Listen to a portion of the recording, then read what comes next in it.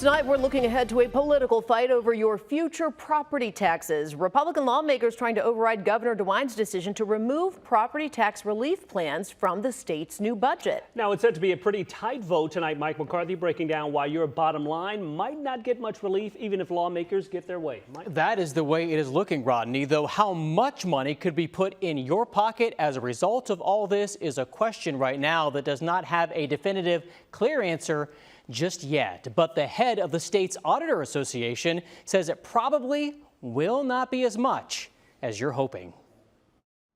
A property tax fight is taking shape at the State House as lawmakers consider overriding vetoes from Governor Mike DeWine.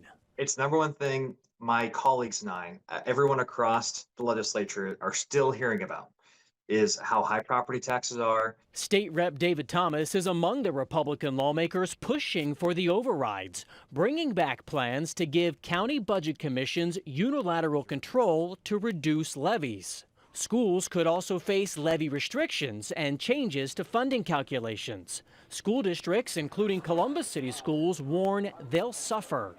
The voters can still decide to give school districts and other entities more revenue. The voters can still decide to fund these entities as high as they'd like, but the biggest impact of these veto overrides are to prevent those spikes of unvoted property taxes moving forward. It's a little bit passing the buck. Warren County Auditor Matt Nolan is the president of the State Auditors Association. He supports relief for property taxes, but says don't expect a windfall if the overrides happen. It's just the way the system's set up, it's not going to result in real property tax relief.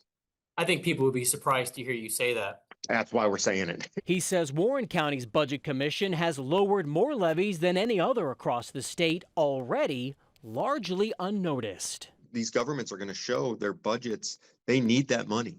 And our county auditor is going to step in and tell a superintendent, we know more about your school district than you do.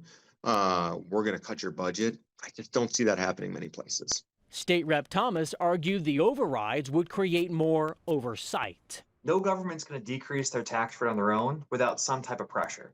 And the Budget Commission is kind of that overseeing, that check, that voter voice.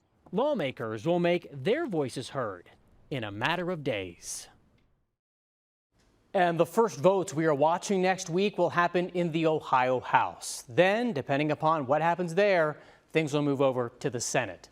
Governor DeWine has created a property tax working group. He wants them to come up with other solutions by the end of September. But State Rep Thomas says changes are needed now to meet tax deadlines for next year. We'll keep you updated. Live on your side in the studio tonight, Mike McCarthy, ABC 6 News. Thanks for watching the ABC 6 News YouTube channel. Bringing you breaking news, stories, sports, and original content throughout Central Ohio. Make sure to like and subscribe so you don't miss out. ABC 6 News is on your side.